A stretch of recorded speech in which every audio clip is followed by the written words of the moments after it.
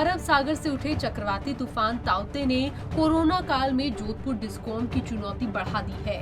सभी अस्पताल मरीजों से भरे हुए हैं और अधिकांश को ऑक्सीजन की आवश्यकता है। ऑक्सीजन की आपूर्ति पर लोगों की सांसें अटकी हुई हैं और ऑक्सीजन आपूर्ति बिजली पर निर्भर है। ऐसे में तूफान के बीच निर्बाध बिजली आपूर्ति को बनाए रखने के लिए जोधपुर डिस्कॉम ने कमर कस ली है। सभी जिला मुख्यालयों पर कंट्रोल रूम स्थापित कर दिए गए हैं। इसके अलावा जोधपुर डिस्कॉम मुख्यालय में भी एक विशेष कंट्रोल रूम स्थापित किया गया है। ये कंट्रोल रूम 3 पारियों में 24 घंटे अगले 7 दिन तक कार्यरत रहेंगे। वहीं इस हफ्ते तूफान को लेकर संभागीय आयुक्त राजेश शर्मा ने बताया कि आर्मी को भी अलर्ट रहने को कहा गया है, क्योंकि इसका असर जोधपुर में देखने को मिल सकता है। इसी को ध्यान में रखते हुए आर्मी एनडीआरएफ टीम सभी जिला मुख्यालय डिस्कॉम को अलर्ट रहने के लिए कहा गया है। मौसम विभाग ने जो सूचना जारी की है उसके तहत ये संभावना व्यक्त की गई है कि अपने जोधपुर संभाग में भी जैसलमेर, बाड़मेर, जालोर, सिरोही, लगभग पाली, जोधपुर में इसका प्रभाव संभावित है।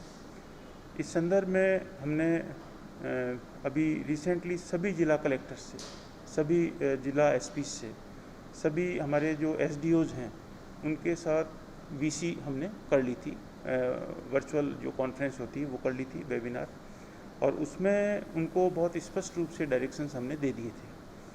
उसके बाद जैसे ही कल माननीय मुख्य सचिव महोदय द्वारा भी इस संबंध में वीडियो कॉन्फ्रेंस ली थी और उनके जो निर्देश हमको मिले हैं वो सभी निर्देश हमने जिला कलेक्टर्स को भेज दिए हैं।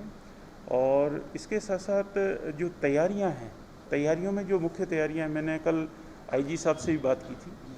मैंने हमारे आर्मी हेडक्वार्टर्स हैं वहाँ पे भी मैंने रिक्वेस्ट की है कि आप अलर्ट रहें, क्योंकि आर्मी की ज़रूरत भी पड़ सकती है। तो बेसिकली इसमें जो एसडीआरएफ की टीम वगैरह है उसके संदर्भ में भी हमने बात की है कि वो कुछ जो उनके पर्सन्स हैं, ह्यूमन रिसोर्स हैं, वो सांचौर, जालोर इस साइड में डिप्लॉय कर दें, उसके बारे में भी किया है। इसके अलावा सिविल डिफेंस जो डिस्ट्रिक्ट्स में है उसको एक्टिवेट करने के लिए भी डायरेक्शंस दे दिए हैं कि वो बिल्कुल एक्टिव रहें और विद इनपुट्स रहें, जो भी आवश्यक सामग्री है उसके साथ रहें, वो कर दिया है हमने। इसके अलावा जो कंट्रोल रूम है अपने ज़िलों के, जो ऑलरेडी चल भी रहे हैं, उनको भी एक्टिवेट कर दिया कि कहीं से किसी तरह की सूचना हो तो तुरंत अपने को कार्रवाई की जानी है। जो बिजली विभाग है, क्योंकि इसमें बिजली के तार टूटना, ये समस्याएं भी आ सकती है, सड़क है तो उस पर पेड़ गिरने की समस्या भी आ सकती है, तो उसके संदर्भ में भी इंतजामात के लिए उनको कह दिया गया है। एक मैंने उनसे कहा है कि जो आपके ज़िले में डीजी सेट्स हैं उनको सबको मैपिंग कर लिया जाए, डीजी सेट्स तैयार रखे जाएं, उनमें फ्यूल की, डीजल वगैरह की जो भी आवश्यकता है वो एंश्योर कर ली जाए, ताकि कोई इस तरह की परिस्थितियां पैदा होती है तो अपने पास सारा तैयार रहना चाहिए। इसके साथ साथ आपको पता है कि अभी कोविड-19 की महत्वपूर्ण हमारे लिए समस्या बनी हुई है और उसको देखते हुए अपने संभाग में क्या है कि जोग्राफिकली डिस्टेंसेस बहुत ज़्यादा हैं, तो उसको देखते हुए जो ऑक्सीजन सप्लाई है, हालांकि राजस्थान सरकार के जो हमारे हेडक्वार्टर पे जो ऑक्सीजन के लिए जो केंद्र बना हुआ है उससे हम तालमेल करके रेगुलरली ऑक्सीजन की व्यवस्था हमने कर रखी है। लेकिन ये हो सकता है कि इसके कारण, चूँकि गुजरात से हमारी ऑक्सीजन मिल रही है हमको, तो हम सोच रहे हैं कि कुछ बफर स्टॉक, जो कि कल स्टेट हेडक्वार्टर से भी हमारे पास डायरेक्शंस थे, उसके अनुसार हमने बफर स्टॉक के लिए भी रिक्वेस्ट कल भेज दी थी। इससे एक दिन पहले भी हमने उनसे वर्बल रिक्वेस्ट भी कर दी थी और उन्होंने भी सहमति दी है कि सब ऑक्सीजन का 24 घंटे का, 48 घंटे का बफर स्टॉक अपने संभाग में रहना चाहिए, जिससे कि कोई इस तरह की परिस्थिति उत्पन्न हो।